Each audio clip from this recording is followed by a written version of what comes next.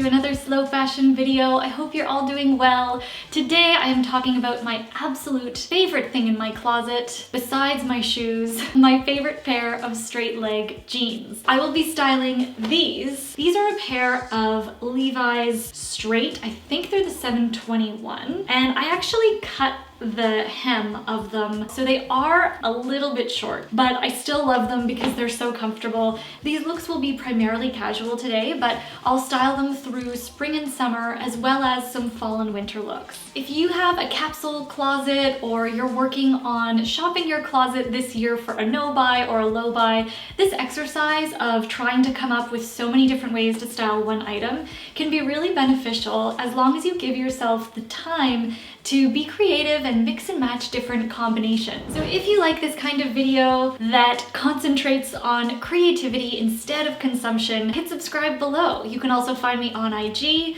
and at my live Shop Your Closet studios where we dive deeper into elements of style so that you can pull the focus away from wanting clothes that you constantly have to shop for and actually learn how to shop your own closet. So let's jump on into a whole bunch of different looks. I hope you like them.